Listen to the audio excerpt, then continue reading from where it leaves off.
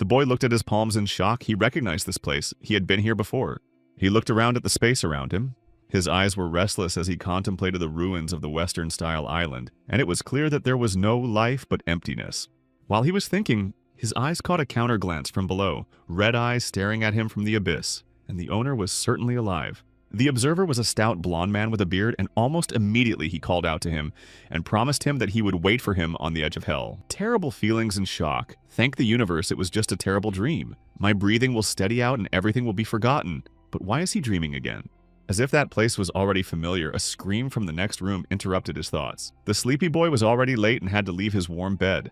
Going to the bathroom, he wiped the sweaty mirror and lazily began to brush his teeth and wonder why the bearded man had spoken in his dream about the outskirts of hell. Asking himself if he had overdone his studies, an almost naked man appeared behind him after a shower and cheerfully ruffled the kid's hair. Ignoring me, he took the mouthwash and irritably asked me not to treat him like a little boy. He was not 15. The Joker offered to take a look at his muscles, but the guy flatly refused, dreaming of a separate room and a bigger apartment. Our main character, Sora's brother Ricky, has been in the army for 3 years, and thanks to this there was more space. He was happy about it, but missed his brother. The protagonist also thought about joining the army, but he loved his Joker father and his strict mother and the daily morning fuss, so he did not rush to make a decision. The boy joined his parents for breakfast. His father drank water from a glass and his mother told them something about the eggs on the table. The perfect morning was not destined to last long. The family felt an earthquake and something large and hostile appeared in front of the window, and the apartment was swallowed up by a shadow. His premonitions were right. His happiness was coming to an end, and a giant tower appeared in front of his house, which did not bode well. The sky was dominated by fighter jets, and the situation was definitely connected to Sora's dreams. No one realized that this tower would inflict an irreparable blow to humanity. The family was sitting at the table, and Ricky was on the phone, promising to return soon after the management's order, but his voice was hopeless. Things were getting worse, the connection with my brother was lost, and I still had the opportunity to watch the news, where they claimed there was no threat to people. The journalist reported that there are now 25 towers in the world, although there were 20 fewer recently, and soon the opportunity to listen to the news disappeared. Before the evacuation was announced on the radio, my mother wrote a letter for Ricky with their location, because they had to go to the shelter. The family followed their father, carrying large bags of belongings, the father looking at something carefully on his phone, the mother upset, and Sora confused. He had an uneasy feeling. He could see the eyes of the soldiers passing by, and it was clear that something was going wrong. It looked like the situation was hopeless.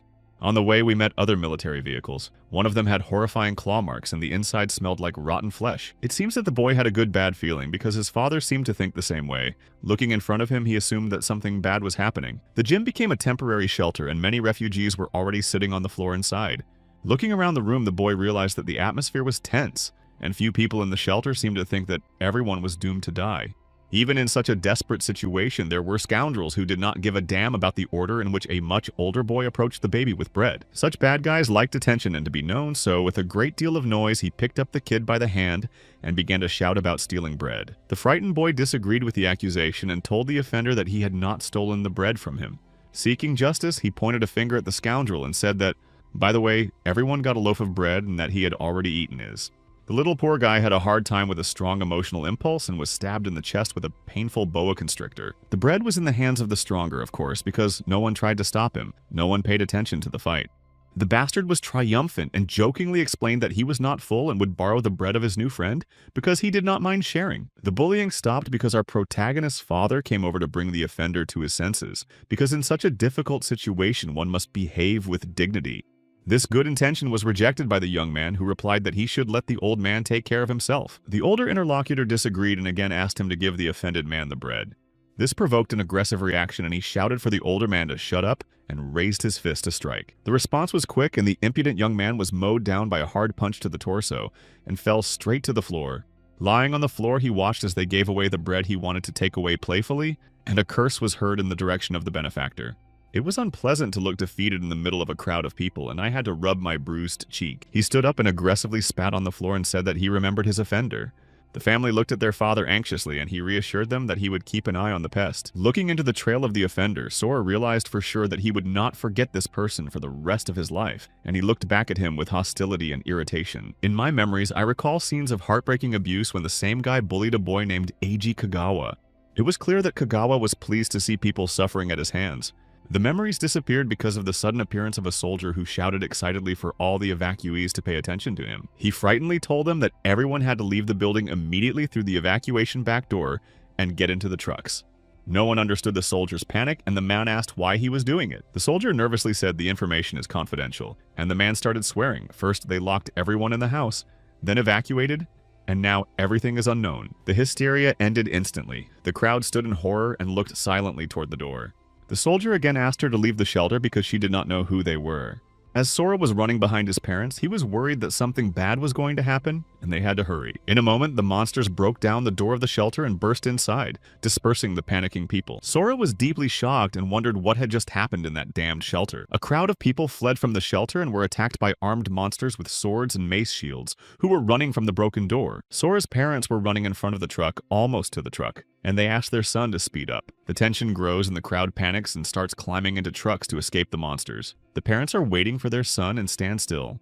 The young man quickly analyzes the situation and shouts to his family to take the seats first because no more people will fit. The parents obeyed, and when they were inside, the father reached out to help them up. The father is pushed in the back and a quarrel breaks out because the family is holding them up, and it turns out that there is no room in the back. The boy decides to quickly run to the other trucks, hoping that there is definitely a place for him. The next trucks were full, the tension grew, and the young man ran on in search of rescue. Suddenly, another guy loudly shouted from the car that it was the last one worth hurrying. Sora runs as fast as she can and catches up with the car and grabs onto its side as the people running to escape are already running behind. It seems that now he will be inside, and the young man nervously thanks the assistant. In the dark body of the car, the most unexpected person of all was looking at him.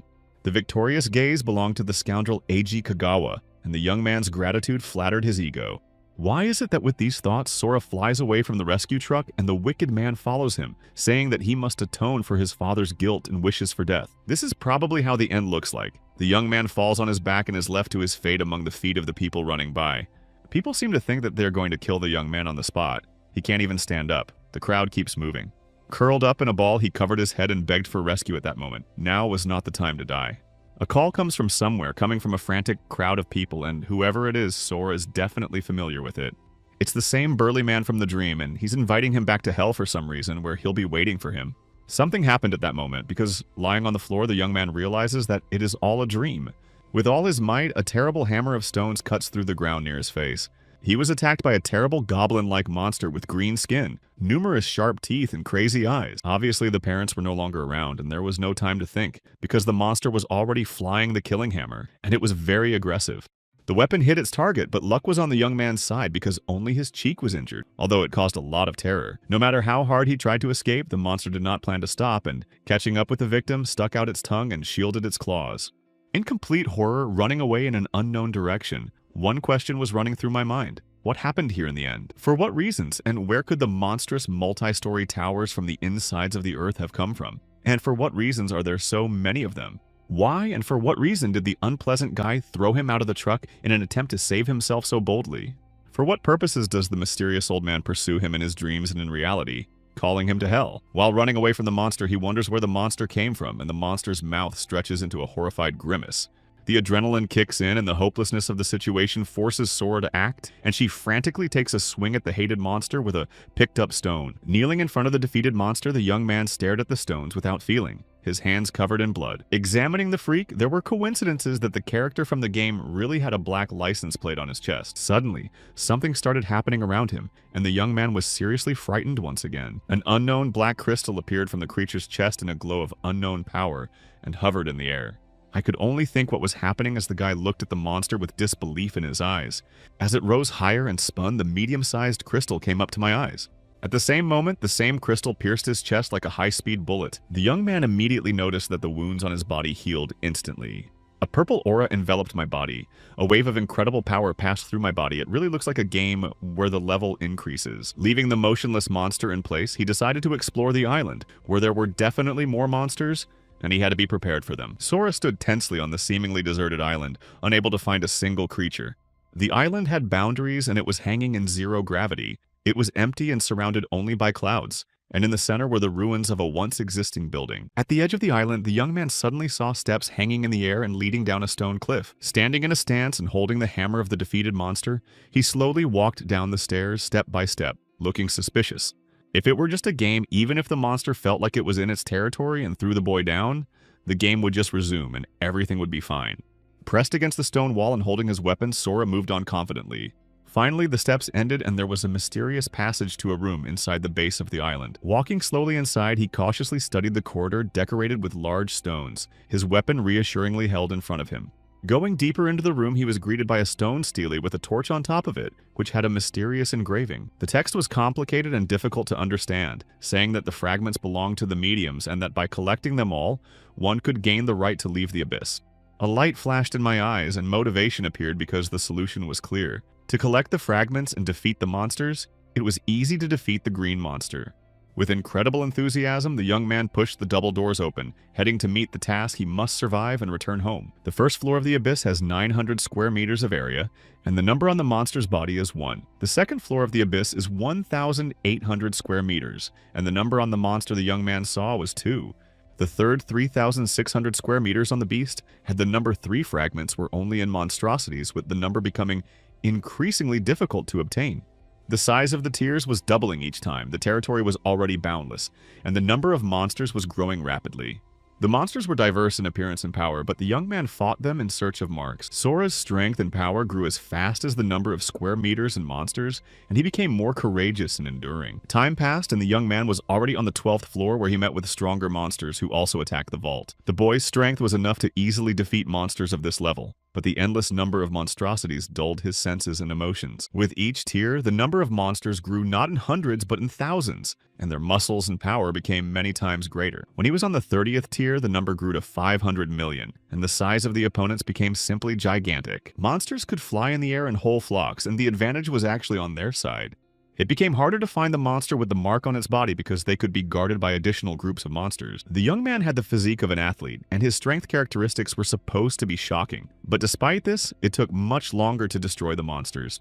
Without losing hope, he once again fought a monster that was 10 times bigger than Sora, with a large number on its forehead. No matter what the end is, he will keep moving forward, opening more and more doors of each tier until he gets the opportunity to free himself. It was impossible to see the horizon behind the crowd of monsters.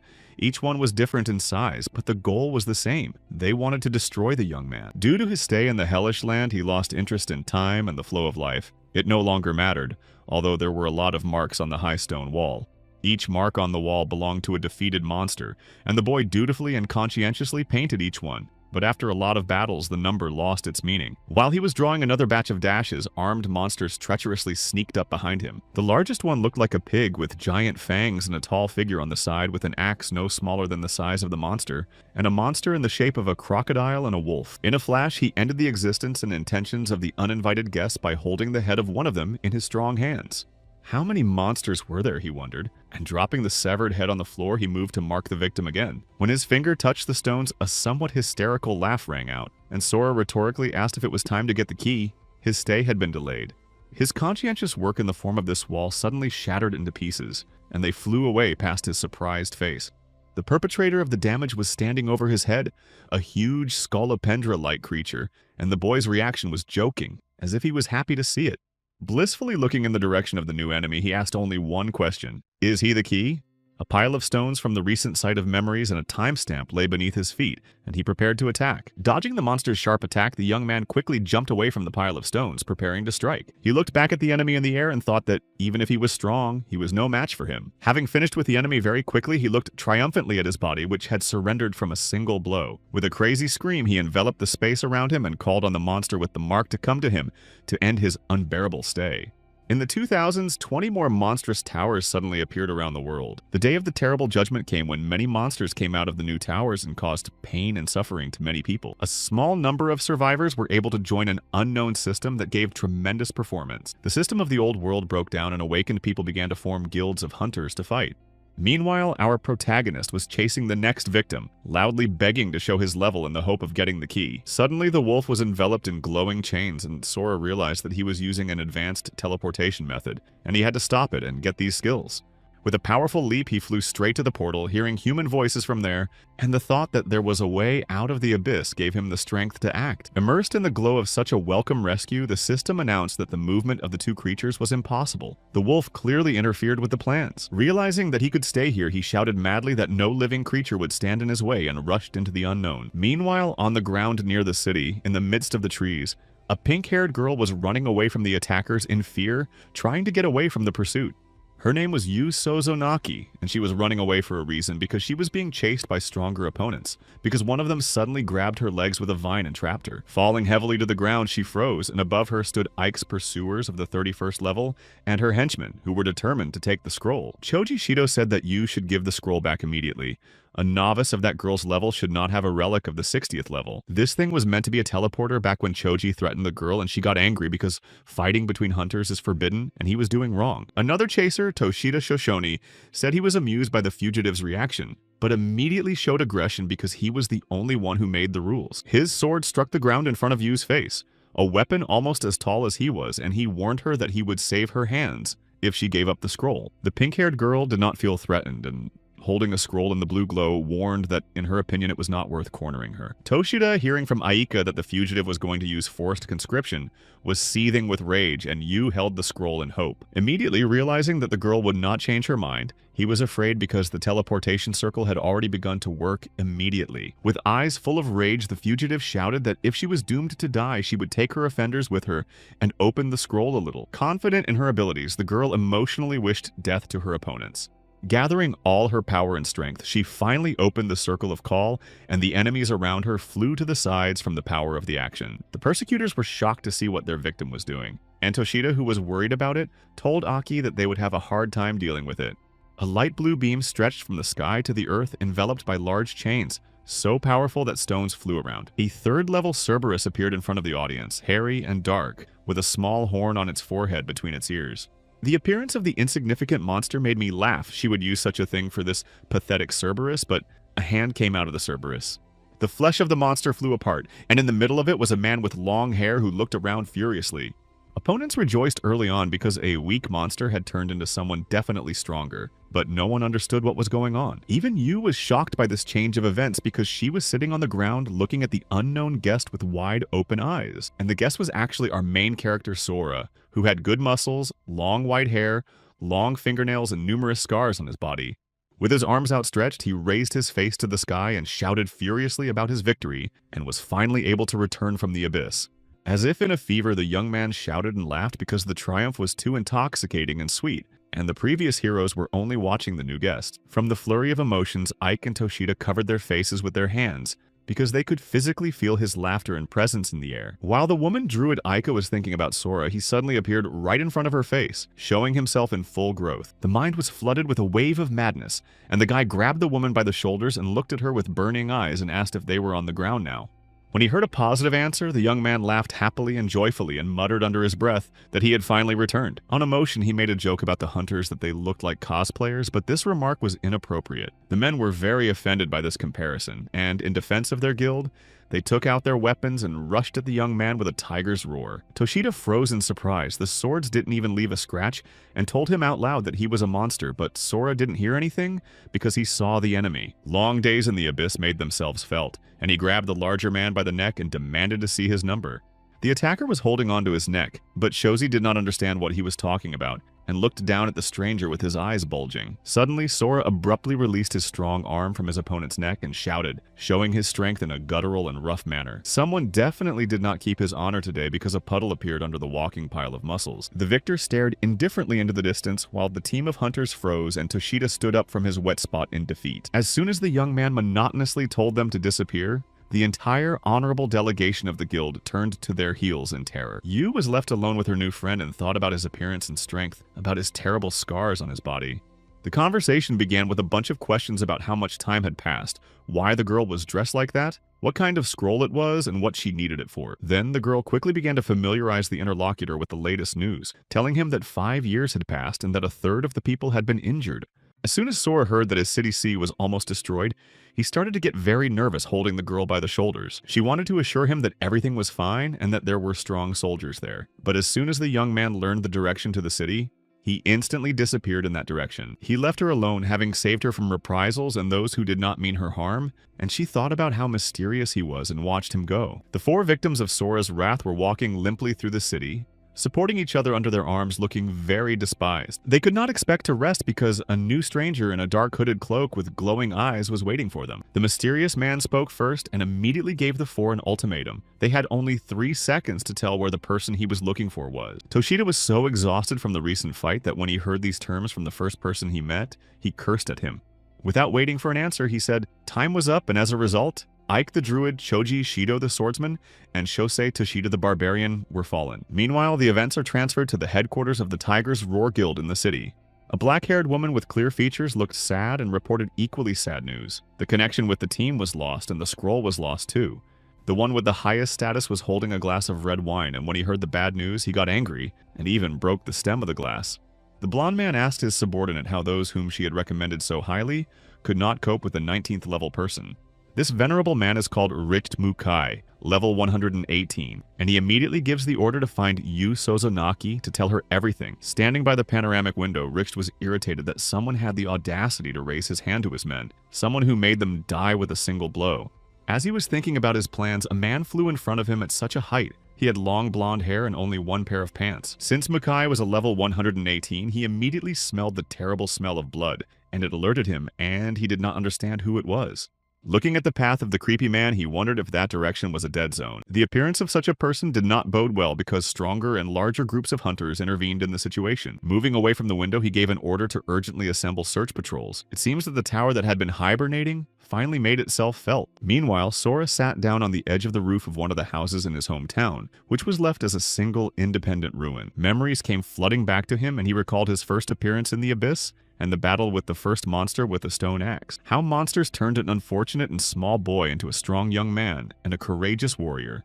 How he became more severe and cold, how he fought giant monsters on an equal footing. He became cruel and the number of uglinesses grew daily, just as there was less kindness and warmth in his heart. Eating the flesh of another monster, he remembered his beloved family with tears in his eyes, and this made him surrender. He thought about how he was no longer afraid of monsters as much as he used to be, when they were little insects that were easy to kill. Every time he prayed and begged his father, mother, and older brother to be safe in his mind. Leaving behind the painful and sad memories of the past, Sora found the right building and climbing the stairs. He noticed that everything was in a terrible state. Then, thinking that there were no traces of massacres here and that no one had lived here after the evacuation, he touched the door handle with a shiver.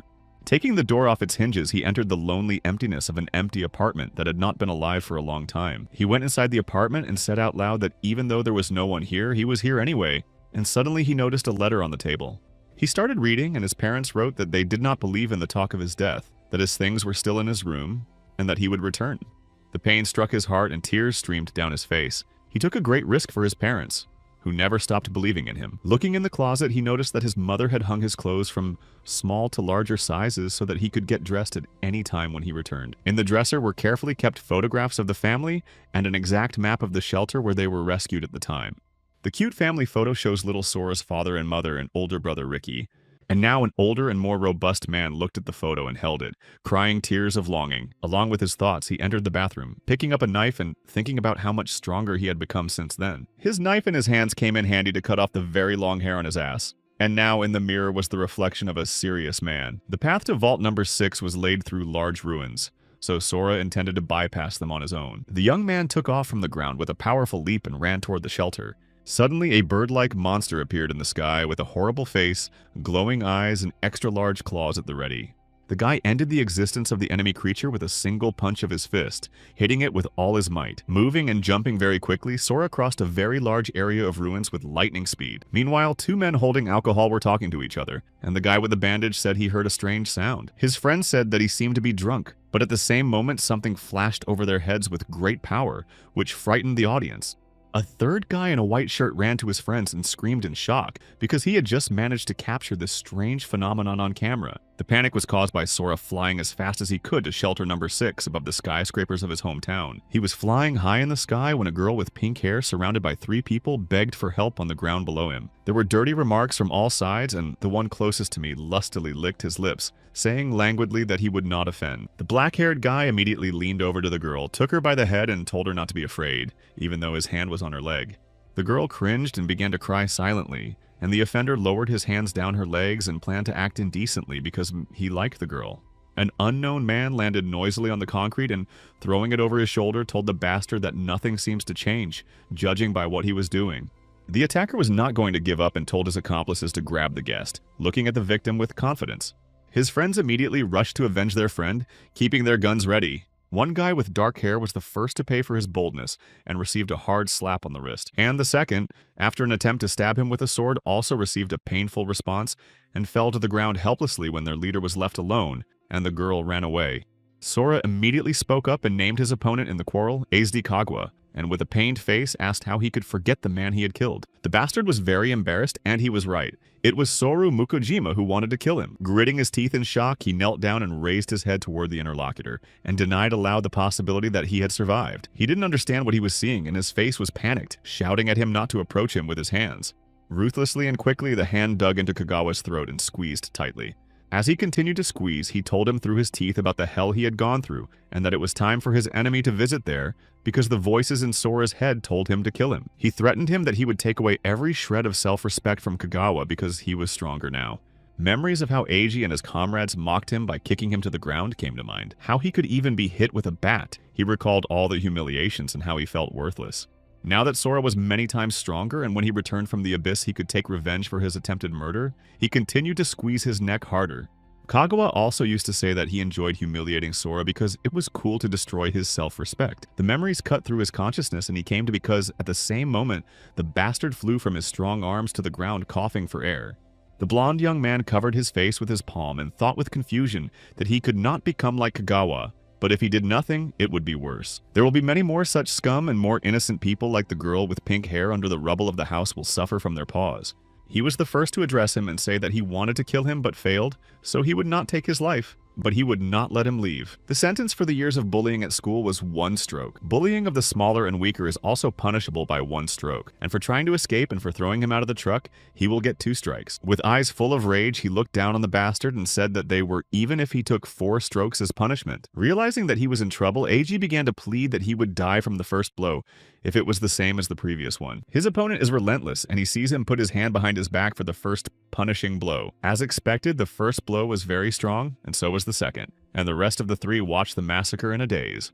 The third fist bump immediately followed, and I had to hold out until the end. When it was the turn of the last fourth, Sora shouted for Kagawa to get up, but he began to mumble under his breath. With red tears and a broken voice, he began to beg to be killed instead of just beaten. Said and done instantly, the stronger man fulfills the request and gives no mercy by kicking him in the face. Eiji's almost defeated body flew to the ground under the weight of revenge, and the 4th revenge strike was carried out. His body and face were mutilated to the point where it was unclear whether he was alive. There were whispers behind me that Kagawa had no limbs and no eyesight, and that 4 blows had destroyed his normal life just minutes ago. Sora's voice frightened them, and he told his henchmen to take the mutilated scoundrel to the hospital. Finally, he indifferently told the victim to never appear in front of him again and jumped up with all his might, leaving him lying there. He was done with destroying such a scumbag and now had to rush home. He was on his way to the protected zone of his destroyed hometown of S. There was a dialogue between a group of soldiers about how one of them was ready to kill for such a position, while the other was glad that he didn't have to kill on the contrary. First Lieutenant Tanji Kagura said that regardless of their preferences, soldiers should be ready to fight monsters. One of the soldiers confidently said that they were definitely ready for battle, but that the monsters from Zone X would not reach the security zone. But before the soldier could finish speaking, a monster attacked his group and tried to kill him. It was a Kraken child of the 45th level. It had a powerful carapace and gigantic size, and the soldiers came to their senses and quickly opened fire. Having fired a bunch of rounds, the soldier lowered his weapon exhaustedly and said that his level was too high and that their efforts were in vain. The monster became even more irritated by the shots and attacked the soldiers in a rage, killing some of them. One of the men, shocked by the action and the death of his comrades, immediately ran to attack, cursing the monster when shots rang out from behind. The monster was waving its tentacles in anger, and the bullets from the machine guns did not even pierce its carapace. The soldier who rushed to the attack stopped right in front of the monster's body and looked up at it in puzzlement. His giant eye with an orange iris was staring off into the distance, frightened by something that must have scared him. The warriors whispered in frozen silence about what could have frightened him so much, for the Kraken child stood motionless. The monster was so terrified that it even started to cover itself with its tentacles and looked up. The soldier quickly analyzed the situation and shouted that as long as the monster was scared, it was a chance to attack it. Others took up the call and began to immediately fire weapons at the monster in an attempt to prevent its attack. This action was followed by a terrible explosion of stones, concrete, and other debris flying in all directions, and fire mixing with the air. 2 soldiers looked at the explosion in horror, and one of them asked if they had killed him. Unfortunately, the monster's face was looking very angry from a pile of smoke and dust, and it was completely unharmed. As the soldiers scattered to the sides in escape, Sora landed on the monster and crushed its head with his strong jump. The terrified audience looked at the cause of the Kraken child's fright and could not believe their eyes. Of course, it was strange, because how could this guy finish off a level 45 monster with one blow when it had such a strong carapace? Kagura looked at the monster's killer with concern and said that it was amazing how he had survived the attack and explosion. Whatever it took, they had to find out who he was, because there are very few such people. The lieutenant was able to see the level of those around him, but the system did not show Sora's number, only demanded that he show respect, which made him feel sick. The young man did not pay attention to this and immediately began to ask the first soldier how far the 6th shelter was. He nervously replied that 5 kilometers north of this place there was a storage facility that he needed, but he would have to go through Zone X. The young man asked what this zone was and found out that it was a place where monsters were lured to clean up their population as much as possible. From behind, we heard joyful shouts near the monster's body because the soldiers found valuable things that had fallen out of it, just like in the game. The dialogue continued with a question about how strong the monster was for the soldiers, to which it was said that it was a rather serious opponent. To clarify, the young man asks how many monsters there are in the area, and the soldier says that there are no more than 100, and that is why humanity is alive and everything is under control. When it seemed that the conversation was over, the soldier turned to his new friend and asked him to go to Zone X and clear the monsters by bowing to him. Then he cheerfully added that if he helped to do this, he would save many lives because he is a very strong hunter. Looking at the soldier, Sora asked if Zone X was on the way to the Shelter 6 and received a positive answer. When the soldier gently asked if the young man would fulfill his request, he replied that he would go there and destroy all the monsters he met. Meanwhile, the events are transferred to a military camp on the front line. The lieutenant was lying on a stretcher in serious condition, and what he saw in the message from the system blew the ground under his feet. When the soldier saw that the patient had regained consciousness, he was overjoyed. Kagura stood up and asked how long he had been out, and was told that he had been out for 10 minutes. The soldier showed a test tube with green shining contents that had fallen out of the monster, and said that this thing helped to cure the lieutenant. Then Kagura remembered the man who had saved them, and asked where he was and heard that he had run north. But when he realized what he had just heard, his face was filled with horror. When he started asking where exactly he was going, the soldier said that he was going to the shelter and that he didn't care about Zone X, he would go there. When the lieutenant heard that the man went to the zone without hesitation, he abruptly ordered to contact the command center. The soldier was stunned by this and asked what he was supposed to do, but the situation was gaining momentum. Tanji furrowed his brow and looked at his wristwatch, only 10 minutes before the appointed time. A soldier came to the tent and said that he had sent a message on the emergency radio, but he could not understand why and gave the phone to me. Kagura picked up the phone and said that the situation is actually different, because that area is no longer used to cleanse monsters. About to start the call, he said that the area was now designated for bombing. On the other side of the video link, a red-headed girl was already analyzing the information. She came back and said out loud that an emergency call had come in from Zone B22. Renji Kumagaya, who was the commander-in-chief, ordered to connect him to the person on the screen, and the lieutenant's face was already on the screen. A commander with blonde hair sat in a chair and listened to the new information. Kagura said that a man who did not know about the mission went to the bombing zone, but the commander reacted indifferently. The lieutenant was met with rudeness when he heard the news, but he continued and said that he needed to inform the man about the bombing. The mood of the command was clear, and he said that such a strong man should not die. When Kumagaya asked about the level, he was not given an answer. Reggie didn't understand why he had to stop a man and contact him, and the assistant on the side said that he would be dead by then. He turned to the right and looked at the blonde woman and started talking to her about how her subordinates could not even be left alone, and then he added that if he informed the management about her interference in the course of the plans, she would be brought to court-martial. Mie Tonosaki was the Western commander, and she was annoyed by Renji's attitude, as if he was ready to set a man up in such a situation. Kumagaya smiled with satisfaction, and the blonde thought about what a fool he was for wanting to save the Kagura he trained. She spoke and said that she believed his intentions were good, but that if his reason was not sufficiently justified, he would face a military tribunal. The lieutenant was very shocked by this statement and looked at the screen in confusion. She then asked if this plan would satisfy Mr. Kumagai, to which he grimaced. Gathering his emotions, he asked the lieutenant if he could give a reason that would satisfy everyone. Kagura immediately said that the man had killed a level 45 Kraken child with a single punch. Tonosaki was very surprised and assumed that he might be an S-class military man. There was an objection from the side as the soldiers were on missions. She asked about the man's level, but the lieutenant, who had the ability, saw nothing. Mi had a frightened face, and the lieutenant said that to his shame he fainted from such a flow of information, and he still did not know the level. Renji said that even if he was over the 100th level, he shouldn't stop the task, and the old man in the uniform agreed. The Eastern commander, Nobuo Yuasa, said that such a minor reason was no reason to stop after the bombing. They had to finish off the rest of the monsters. He said that it was possible to make an urgent warning in that area, but thousands of monsters would come running to the sound. If so many monsters come to one place, the territory will be lost and thousands of soldiers will die. Nobuo concluded the story by saying that even if the soldier is so strong, he is not worth 1,000 deaths. This was not what the lieutenant wanted to hear. He was stunned by the answer. Tonosaki firmly addressed the lieutenant and told him that the request was rejected because they could not spend so many lives for one. The call was rejected, and the lieutenant and the soldier stood looking at each other in confusion. Seeing the defeat of his lieutenant, the soldier tried to support him and said that he had done everything he could.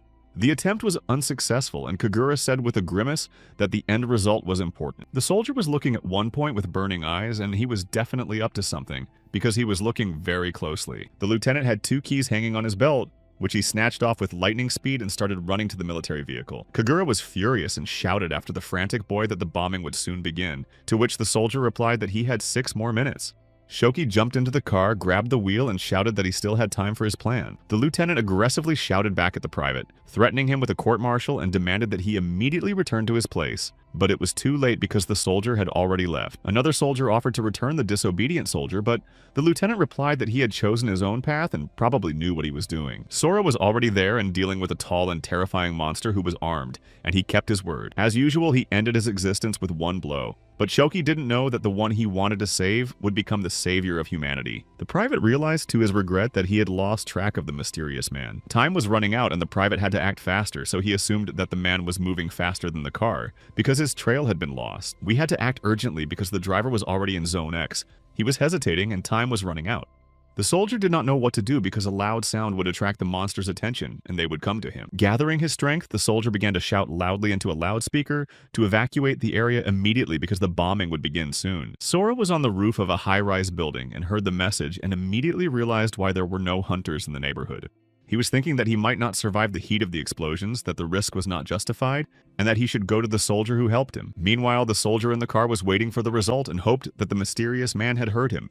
The trouble was that if a man heard his message, he definitely attracted the attention of all the monsters around him. Indeed, a huge body of a monster collapsed in front of the car, and he could not leave the place until the man came. But someone knocked on the glass, and to his good fortune, the soldier saw the man he had tried so hard to save. Before Sora could ask what it meant that the bombing would begin, the soldier saw on his watch that the time was running out. At once, dozens of fighter jets pierced the sky, scattering shells and missiles to the ground to destroy the monsters. Shoki was incredibly frightened and screaming inside the car when his rescuer was standing outside the car. Shoki was incredibly frightened and screaming inside the car when his rescuer was standing outside the car. Meanwhile, a pink-haired girl informed the command center that the bombing had just been completed. Renji folded his palms and said that drones should be sent there immediately to count the destroyed monsters and find out where the survivors went. She said that the drones showed no signs of life and that they were still in the bombing zone, while those in the center of the bombing were completely intact. When the management heard this, they were incredibly shocked, and Kumagaya shouted that this could not be possible. Tonosaki asked her to find out what the drones were showing in that area, and she immediately started doing so. Imagine their surprise when they saw in their cells that a shield had been created over us monsters. Having examined the video surveillance in more detail, they noticed that a man in a cloak was standing on the shoulder of one of the monsters. We didn't have much time to consider the situation because a monster with big horns and scales took the drone in its big paw and destroyed it. The connection was lost, and when Tonosaki realized that the monsters obviously knew that there would be drone reconnaissance, she was quite frightened. Nobuo, with horror on his face, immediately ordered the evacuation of all soldiers from the garrison, and Mi ordered a complete retreat and the holding of the walls. The girl at the computer said that they were not going to the walls as everyone thought. Anxious, Mi asked where the monsters were headed. Approaching the girl, she saw a map on the screen in the direction to Zone B22, where the mysterious hunter had gone. Realizing the situation, the blonde woman gives the order to send all the remaining drones to that area immediately to understand what stopped the monster's advance. After the bombing, the city became more destroyed, and a private got out of the car and asked if it was over. He began to laugh hysterically because he could not believe that he had survived such a horror, but a blonde guy stopped him and said that it was too early to rejoice. The conversation was interrupted by the flight of something unknown, and Sora quickly ordered the soldier to fall to the ground. A large, mangled drone with a camera fell on the ruins, which was obviously badly damaged. The private muttered in embarrassment that it had never happened before that monsters destroyed drones. Shoki couldn't believe his eyes, and the blonde young man on the side looked straight ahead and told him that he would be surprised later because they were not alone. There were different monsters in front of them, but their leader was of the 90th level, the highest level group in this influx of monsters. The soldier was desperate, everything froze in him. He thought it was the end because each monster did not have even a scratch from the attack. But Sora was not going to give up. Since the two of them were survivors like the monsters, they could only be beaten to death. Jumping off the ground in flight, he told the soldier to hide in the jeep and, cutting through the flesh of the monsters, went over their heads to the leader. The chief among the monsters swung a mace at the chains, but the young man stopped it with a one-handed weapon. The monster wanted to grab him and strike him, but before he could concentrate, his victim had already disappeared. Preparing to strike the final blow, the guy frantically jumped off the ground and flew high into the sky with his fist. With frantic speed, he slammed his hand into the monster's head, and you could see that its head shook. Standing on the leader's shoulder, he leaned over after the blow. But the monster's head was gone, but he was still standing firmly on his feet. Suddenly, the young man's attention focused on a stranger standing directly opposite him on the other shoulder of the monster. He was wearing a cloak and long white strands of hair were visible from the hood, although he could not see his face. The young man could not understand how he had not noticed this mysterious visitor during the battle in this place, how he had not felt his presence at all. It looked as if the monster's wound had begun to heal because it resembled regeneration from newly formed tentacles that appeared from where the head had been. When the leader had his head back on, he looked at him furiously and said that he had finally found him and that he should give him back what was his. His gigantic face looked at the young man, his face stretched in a horrified grimace. The white-haired man said that he had to pay with his life for stealing someone else's power. Like arrows and spears, sharp crystals similar to the one that had stabbed him in the chest at the beginning of his stay in the abyss were pointed at him. Easily breaking the crystal spear, he threatened his new enemy that such attempts to kill him were futile and that he should try something better. The leader tried to kill him with one blow in his giant hand, hitting him on the shoulder where he was standing. Another drone appeared out of nowhere, similar to the one the monster had destroyed before. When the blonde guy noticed the drone, he thought it was just a well-planned imitation created by humans. Meanwhile, Sora lifted the monster's paw and holding a spear said that if they really wanted to kill him, he should take it seriously. In a fit of rage, he clutched his weapon and accelerated and plunged it into the man with the cloak with all his might. But when he looked at the place where he had stuck the spear, he realized that there was no one there, and the man disappeared. As it turned out, the fugitive was already standing on the concrete pavement below at the feet of the giant monster, and was furious that the hated drone was watching him. Stretching his arm upwards, he began to control the monster, and it immediately flew to the owner's aid and destroyed the drone in the air with its paws. When one drone was finished, a man in a robe shouted up to the top of the stairs that every single observer should be immediately destroyed. He was right. The observers were actually very close in the house next door, where the soldier who was flying the very drone that hacked that monster was sitting. The soldier sat thinking about what had happened. He realized why the monsters had changed their course, and the reason was Sora, whom he had seen from the drone's camera. While the man was thinking about reporting all this to the commander, the monster found him hiding. The small room in which he was hiding became cramped because the monster had filled it with its tentacles.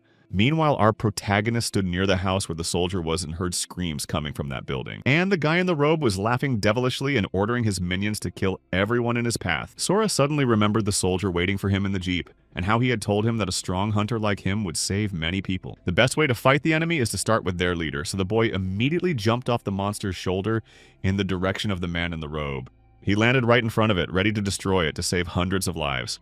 The boy immediately noticed that when his opponent merged with the monster's power became greater. His enemy came closer and exposed his face for the first time during the battle. To his great surprise, his new enemy looked identical to him, with the same facial features and hair color. Behind the long-haired man's back, a sword appeared, and he reached out to take it in his hand to attack. The sword did not portend any good intentions, for the enemy's eyes burned with furious rage, and he growled that he would kill him, calling him a creature of the abyss. As soon as the blade came close to his chest, Sora was able to dodge the black enemy sword. In this way, he managed to avoid being wounded and prepare for the next blow and swung his opponent's arm away.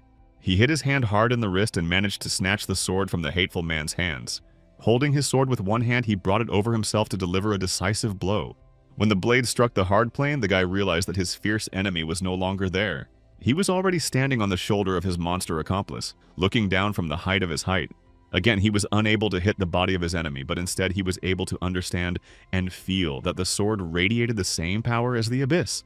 His opponent, on the other hand, was furious and asked if stealing other people's weapons was all he could do. The sword did not last very long in Sora's hands. In an instant, it dissipated in his hands, meaning that the power of the abyss had many more uses. Leaving his weapon behind, he approached the soldier and asked him if he was afraid of heights, to which the soldier reacted with surprise. The guy quickly raised the car above him with the intention of saving the soldier. In the opinion of the long-haired enemy, this was a thoughtless use of such force.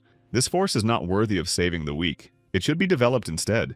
To end it, he summoned the Eye of Darkness and a terrifying black vortex opened over their heads. The thief had a number to finish off these two men, and directed a powerful whirlwind of dark power at them, wishing them dead along the way. It was more logical not to run away but to attack first, so the guy quickly got off the floor and attacked first and headed for the sinkhole. When he struck, he was defeated because he again did not harm the enemy, but he saw his true account, which was a black and red ball. His attention was drawn to the terrified scream of a private in the back as the tentacles of the abyss pierced the Jeep. This dark force had already reached the middle of the car and was already reaching for the frightened Shoki. Then the situation worsened as the tentacles turned into scary giant spikes that continued to pierce the car. Sora was already in a hurry to help his fellow man, jumping on the ominous black spikes. His opponent was already there, but it was too late to save the private because he was swallowed by the black power of the abyss. The bastard teased and touched a nerve, laughing wildly, amused that the creature of the abyss would suffer because of the execution of his loved ones. The bitter memories of Kagawa's bullying in his younger years resurfaced when he said it destroyed his self-respect. The lunatic instantly attacked with an obsidian storm of voices saying that it was obvious. Sharp boulders of obsidian flew in a heap past the numb, blonde young man. Sora was about to attack the hated bastard again, and his emotions seemed to be running high. After hitting the bottom of the car, he was able to grab a private who could have fallen into the wreckage. But unfortunately, it was a real monster looking at him, not a human being, and only the red ones watched as his face became crazy and horrible. To get rid of the furious private, he quickly put him back in the Jeep and locked the driver's door. Behind him, his fierce opponent was waiting for the fight to continue. He flew with all his might to meet his fierce enemy to strike a strong blow. His fist again passed through as if through water without leaving a single scratch or bruise on his body. Triumphant that once again his weak opponent was incapable of anything, he told him not to hope for victory over him. It was too early to celebrate his victory because this time Sora was able to touch his face with a painful blow. Even such powerful thieves have a limit to their victories and achievements, so the fierce blow knocked him to the ground like a stone. This blow was so unexpected that the thief, holding his cheek, cursed about how he could hit him. Without waiting for the moment, he immediately tried to strike again. It was a diversionary maneuver, and no blow followed because the young man immediately changed his position, moving behind the monster with lightning speed. The stunned thief asked if he had learned to control the power of the abyss by observing his actions and noticing his behavior.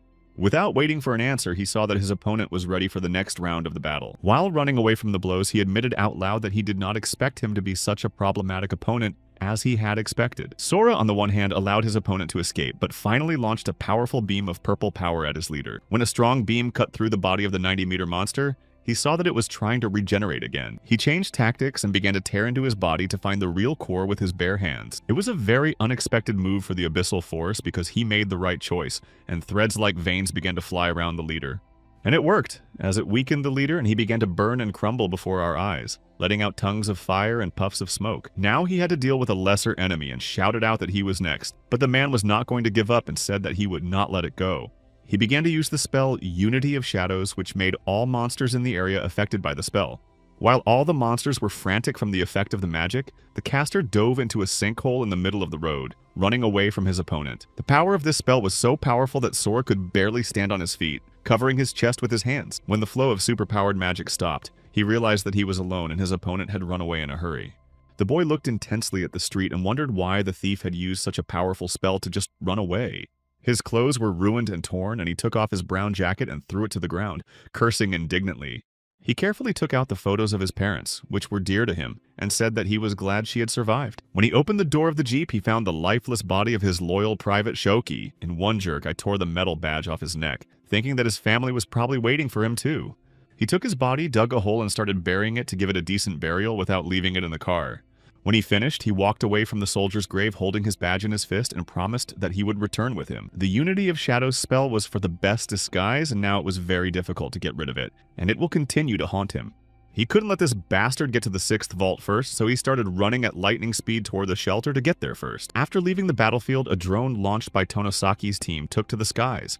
She ordered the soldiers to inspect the entire battlefield very carefully and not to miss a single detail. One of the soldiers flying a military reconnaissance drone looked at his monitor and nervously told his commander that the monsters were already here.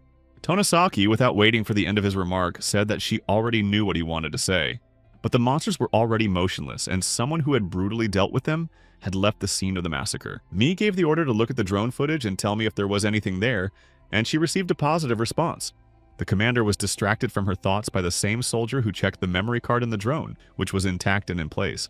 The blonde woman picked up a large monitor to watch the entire drone footage of the last battle at this location. The late first-class Private Matsura was on a mission with an unknown man, and the blonde woman guessed it was an unknown hunter. Meanwhile, another group of soldiers was visually familiarizing themselves with the battlefield in search of something valuable after the presence of the monsters and the hunter. One soldier came closer to the purple glow and first saw a special energy potion that constantly increases the magical power of the user. Below it was an elaborately decorated ancient royal dagger. And below that was a golden cube as beautifully decorated as the dagger, which could not be identified. The same soldier was declassified by another soldier who saw him staring at the found artifacts with a passion. When he turned around, he was holding an armful of fines and crawled back in fear, running away from the pursuer. The soldier jumped off the roof and asked where the items came from, and whether he remembered what could be the consequences for appropriating the findings without the group's permission. The soldier looked intensely at his interlocutor and frowned, and asked how they would divide these artifacts. When he saw how tense the man was, he asked him to calm down and just give him the golden cube. The guy was angry because he really didn't want to give away this particular item because, according to him, legendary items are bound to be found there. The blonde was not going to give up and took the guy by the shoulders and told him that he had to understand him correctly because he had no choice. When the interlocutor was on his heels and left him the desired item, the soldier was able to fully rejoice in his victory because he had finally received the golem relic. Sora, meanwhile, was already near evacuation shelter number 6 and was looking at it from the air. On the roof above the entrance to the storage facility itself, armed and uniformed soldiers controlled the situation, as if they had not been attacked before. In front of the entrance gate, differently dressed people were walking back and forth, with trucks standing between them. Deciding to walk to the middle of the shelter, the guy inadvertently shocked everyone in the crowd, probably surprised by his developed and prominent muscles. Walking further, the young man realized that he did not feel the presence of the long-haired thief at all. There were no strong people here at all. It seemed that this place was under threat. Suddenly, he was confronted by a strange man wearing a large hat and dressed like a monk. He started talking about how he could feel his thick blood and he assumed that it came from outside, to which the guy replied that the assumption was correct. The stranger immediately started laughing and was happy to see that the guest was really from outside. He immediately took out his wallet and said that he had no evil intentions and just wanted to buy information about the outside world at his mercy. Seeing an obviously local banknote in front of him, he agreed to tell us everything he knew. Not everything went as well as the man wanted because the guy wanted to ask why he was called His Grace if he was a priest, and it looked like he was lying. It was unexpected for the man, and he began to make excuses that dressing like that was his hobby, and he laughed nervously. The last straw was the question about the blindfold, and then the poor guy started to sweat from nervousness. To assure the guy that he was telling the truth, he gently pulled down his bandage and said that he had recently gotten a vision problem. But the man had no idea that Sora had already guessed about the deception with his abilities. Even closed eyes could not be hidden with such force. The young man realized that something strange was going on in the vault. For why would this man hide his power? After collecting his thoughts, he was the first to speak about what this priest was interested in. The man in the hat needed to know what was happening outside. He had been watching the soldiers on the walls lately as if they were preparing for battle. He continued to listen to the priest's story that he heard explosions, but ordinary people did not seem to notice. The guy said he didn't know because he was out running errands when he heard the explosion from the southwest. For the man, this was a stunning answer because he, like the boy, had thought about hiding his abilities. Having received the desired answer, he paid the promised money for the information and moved on. He was acting strangely because why was he walking alone in an unclear direction? Sora walked further down the street and was surprised that no one else was preventing him from moving. With the money he received for the information, the young man bought new clothes in a store. Now he had to find his parents, and he decided to do it through photography. He stopped a girl with blonde hair and asked her if she knew the people depicted there. The girl looked at the photo and was so frightened that she ran away as quickly as possible and said she did not know these people. Behind him was a young curly-haired guy who was arguing with someone, and the young man decided that he would ask him next. When the guy approached the protagonist himself, he was outraged that he was interrogating people with a photo, as if he were from the last century. Still, Sora asked him if he knew the two adults in the photo, and the boy was outraged again and asked where he got the photos of these people. After being asked why he needed these people, the young man answered directly that they were his parent. The guy obviously didn't want to believe it because he was so emotional that he jumped away from the photo. A fight seemed to be brewing between the two, but a truck came flying at high speed right at the guys from behind. The guy stood there like a rock and did not move, and the truck carrying the huge horned monster crashed. Curly was probably very frightened by this situation and quickly showed us where his parents lived. As he said goodbye, he waved a very stiff hand in the wake, holding back from stress. The truck remained smashed on the spot, and the guy finally managed to escape because he had to tell his colleagues. Sora followed the instructions and remembered how kind his father was to everyone around him. His mother was also kind, and unfortunately such people were often used in the world. He finally arrived at his destination and was greeted by a large wooden door taller than he was. When he knocked on the door and heard his father's voice, a soft smile appeared on his face.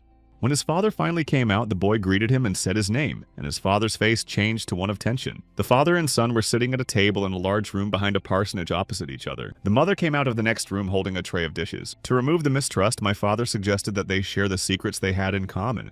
Mentally, he planned a course of action. If he didn't answer the question, he wouldn't get out alive. And if something went wrong, Roger would help him. The henchman sat in the ceiling and watched the action and the new guest his master had brought. My father was as careful as ever, but thanks to this security, I felt safe. He answered the first question because every weekend his father went to a cooking class to support housewives. The ninja did not understand what was happening and visually drew a picture of his master cooking with a knife and tomato.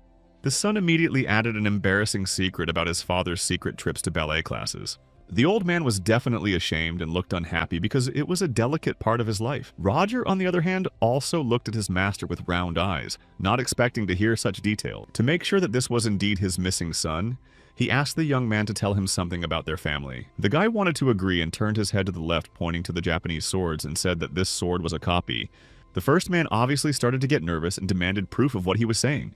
Sora got up and went to take a black Japanese sword, saying that his brother's bite was still on the handle. Meanwhile, Roger stood numb, knowing that this sword had appeared in a battle when the head's hands were tied, and he had slain 38 enemies with the sword in his teeth. Examining the black sword further, the young man noticed that it was retractable, playing with its blade with his hand. Suddenly, his father ran into the boy, all in tears, rejoicing out loud at how glad he was that his son had returned home, whom everyone thought was dead. He complained that they were thinking the worst and that they were looking for him on every piece of land. At that moment, the servant watched the family scene and remembered what his boss might have been like as he bathed in the bloody rains.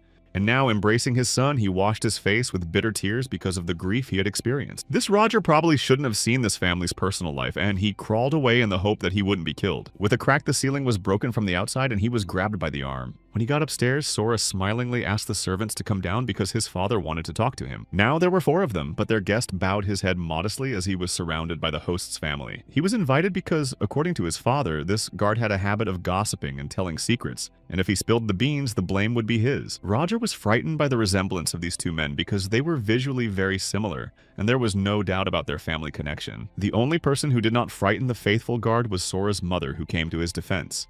Although she was gentle and kind, she asked her faithful servant to keep quiet and not to give away the evening. The unexpected meeting turned into a warm, ordinary family evening when the father began to swear sweetly about Sora's telling too many secrets. Unfortunately, their warm gathering was interrupted by his father's loyal servants, who ran to their house to report a suspicious young man. Imagine the surprise of the curly-haired servant when he saw the reason for his raid on his master's house in his own home. To be more precise, it was not surprise but pure fright, because at the sight of him he began to scream frantically. The noise of the uninvited guest irritated the young man, and he quickly turned around and jumped up from his seat and knocked the troublemaker to his knees. At his son's request, the father gladly introduced him to his loyal soldiers and said that this was his missing child, whom he had been searching for 5 years. As he continued the conversation, he wanted to tell me what level his son was at, but he was mentally panicking because he didn't really know him. His son added that he did not have any system in place, which shocked everyone around him. The curly-haired young man assumed that if Sora had no level, then no matter how hard he trained, he would not be able to rise above the 10th level. When he realized the gravity of the situation and that this was hardly a novice but a strong warrior, his face tensed up. He asked if he was trying to consider his level, but he said that he most likely had no abilities if the system showed nothing. Holding the mug in his hands, my father said that the gift of sight is a rare feature, but not all hunters have it. The son turned to his mother and asked if she could see what level he was at, to which she replied that it was enough that he was home. My father tried to look at his level. The system showed nothing. Either his level was too high or there was no system. He asked what he had been doing all these years. Sora listened attentively to his father's conclusion about his abilities, and his mother stood silent, listening too. My mother tenderly took him by the cheek and told the others that what did it matter to me if he had to come through hell to return home. Her reaction made me return to the painful and horrible memories of being in the abyss for 5 long years. The mother could not stand the wave of emotions and burst into tears in her son's arms, so Mukojima hastily expelled all those present so that they could be alone. When the mother and child were really alone, the boy asked her how his older brother was doing. She took out her smartphone and started talking about how everything was fine with him and he was in the army. She showed him photos and asked if he wanted to talk to him on the phone. Sora asked if his mother held any high position, and she replied that she did, but that she was respected because she was a priestess. She also said that she had the gift of foresight, and her son asked if she could see right through him. My mother said that she could not see other people's abilities, but she could prophesy, so she knew that he would come home. A serious-looking man with dark glasses looked out from behind the door and asked who was there. Behind that door was a very unexpected guest, the Deputy Prime Minister and his team. Mukojima walked with his team with his arms stretched out wide and smiling to greet his guest. Jiro Iwashima seemed to be in a bad mood, so Mukojima began to ask him if anything had happened yet. The Prime Minister complained that the hated man with the laptop was not fairly evaluating the hunters' efforts and giving them low scores. The Tiger's Roar Guild was openly cheating and had connections because they received much more points for the carcasses of defeated monsters than Sora's father's guild. It could not be left like that, so the chief decided to go and resolve this issue and show them where they belong. Thanks to the power of the crystal from the abyss, the young man could hear even through walls, so he heard his father's conversation. He didn't like his father's idea of going to talk to those people and said he would go with him. The curly-haired boy was mentally glad that he was going with them, because he had the opportunity to see his true power. Since his son had just left the room, his father did not have time to introduce him to Jiro, so he asked who he was. He told the Prime Minister that his son had gotten lost in the Fallen Zone, who was surprised and asked him what level he was at, and the father again said he did not know. The bearded man assessed the likelihood that the boy would go with them and decided that if he did not have a system, he was a dead weight. He immediately offered the young man to stay at home, which his father actively supported, and his mother said she would show him their home. Sora quickly agreed and decided to stay at home now that the curly-haired man had no opportunity to see his abilities. The composition of the delegation was approved, and together they went to meet with the hated guild. His mother immediately reassured him that his father was just worried about his safety, and she felt that he would return from there in one piece. He wondered why the Tiger's Roar was so bad to his father's guild and asked his mother about it. She said that the Enlightened Ones united with the military to run the storage facilities, and that his father created the Unification Guild when he was looking for his son. The Unification Guild grew rapidly because everyone in it wanted to find their loved ones as soon as possible. My father protected his men and did not force them to go and help with the breakthroughs, but to stay in the rear of that 6th shelter for a whole year. He continued to listen to how the Tiger's Roar Guild once came to his father's guild and wanted to establish their own branch, and quarrels ensued. The value of this guild was that they were engaged in clearing the towers and had valuable information, and they had their own Enlightened One. Such an Enlightened One was called the SSR, and he was the trump card of the Tiger's Roar. The power of the Ezra was equated with divine power, and in order to obtain it, one had to pass the test of the deity. This guild had too many such enlightened ones, so it had the most influence and respect. Sadly, she concluded that people loved her father's guild, but without Ezra, its reputation was less than that of a tiger's roar. Sora listened carefully to his mother's story, and asked if the Gillies loved his father so much why they behaved like Yakuza, and his mother turned it into a joke. It seems that she wanted to end this awkward conversation as soon as possible, and sent her son to the bathroom. She asked him if he wanted her to wash his back, which made him embarrassed, and she left the room jokingly. Sora squinted his eyes and a black and purple aura appeared around him.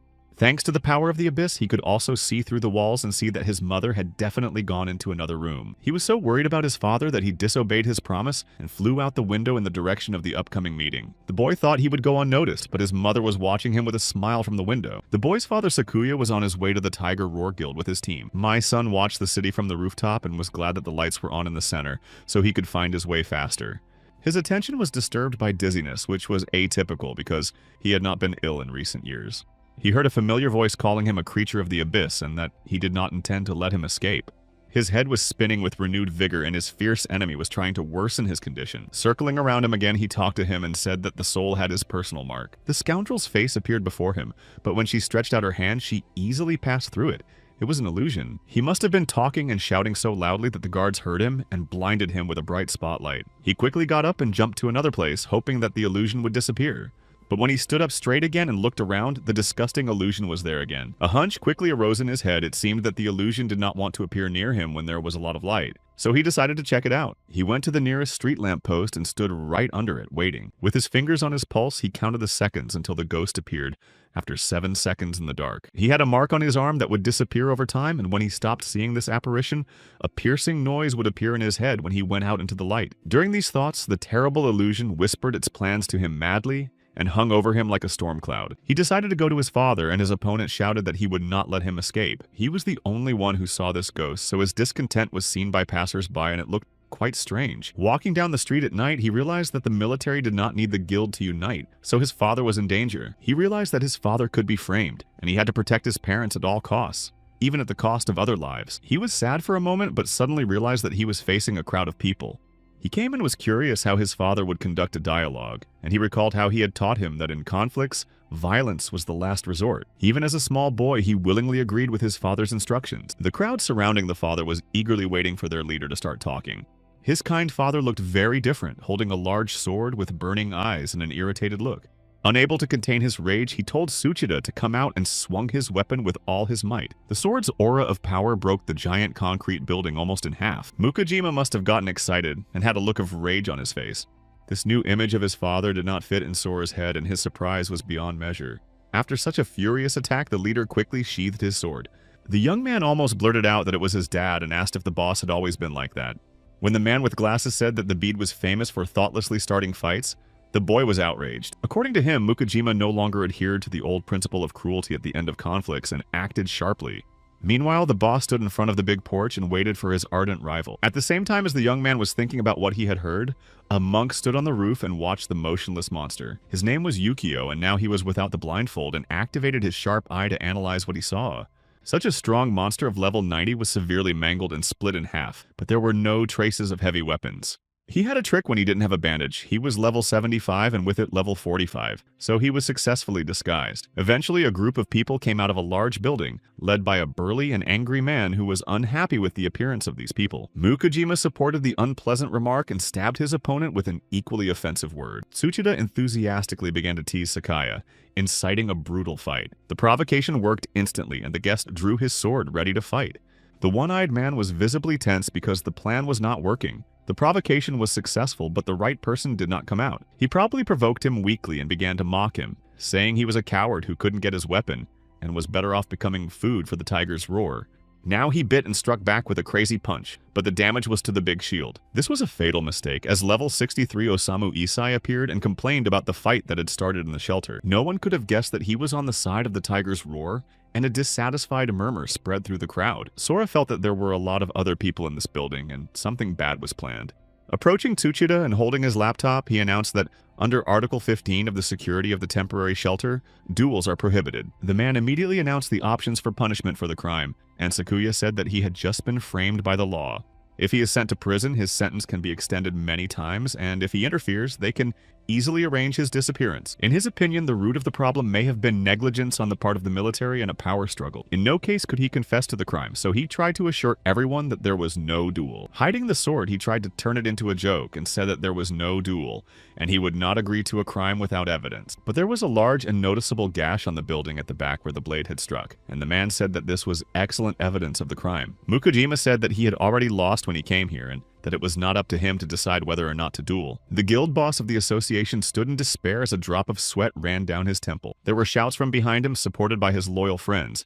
A curly-haired guy shouting loudly for him not to lose. The boss analyzed the level of his opponent. He was 63rd, and that meant that stopping him was not so easy. He needed to take Tsuchida prisoner. Meanwhile, he used his sword shield, which protected him only from swords, and believed that Sakuya was now incapable of doing anything, and that he had to accept defeat. Already savoring his victory, he triumphantly called for his opponent to surrender. Cornering the guild boss further, the level 63 assassin asked him to help him go to prison alone or with his friends.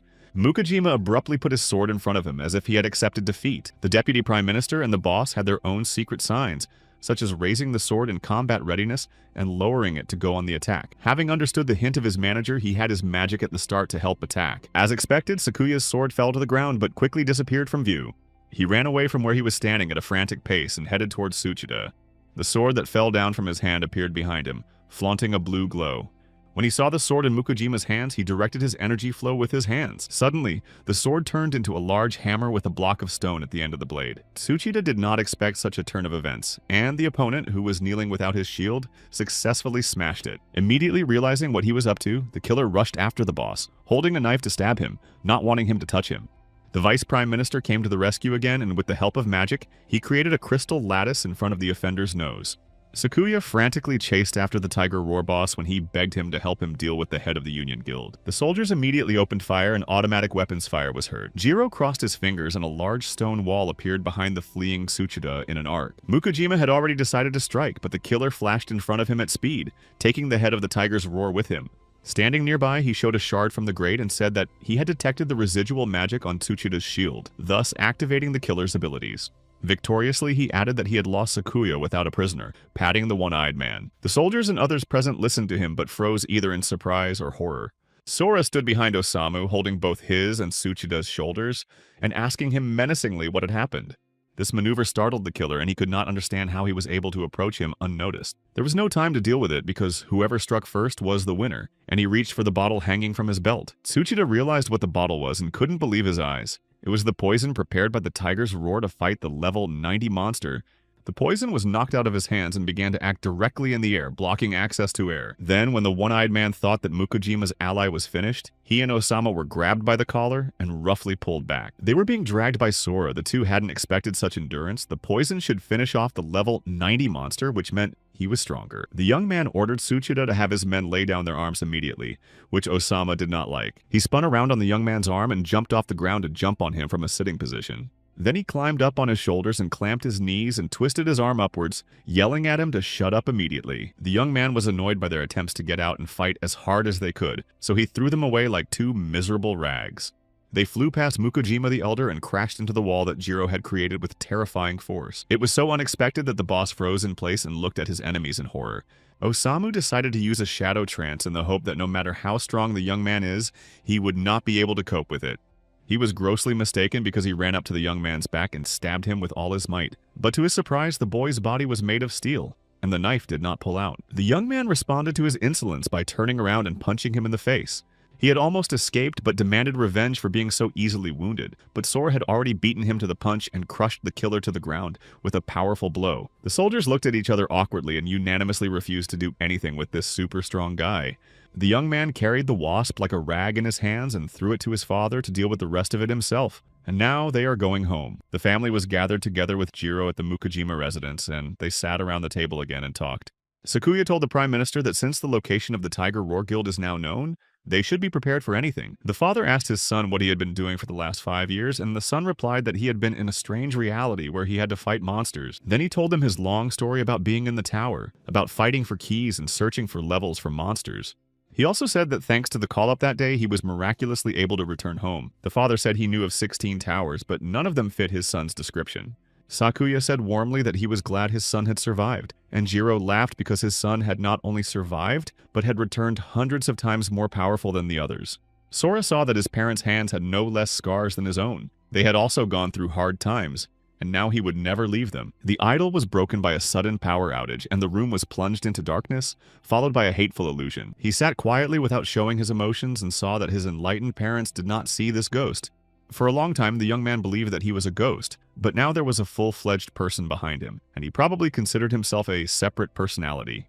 Choosing to think that it was a trick of the mind, he pretended not to hear the ghost, and the long-haired wizard did not like it. To reassure him that he was deceiving himself, he put his palms over his eyes and asked if he still thought he was an illusion. When Sora opened his eyes, he realized that he could not see anything. His vision was captured by darkness. Although the parents did not see the ghost, when the boy was put into darkness, a black aura swirled in the air around him, and then everyone saw his eyes.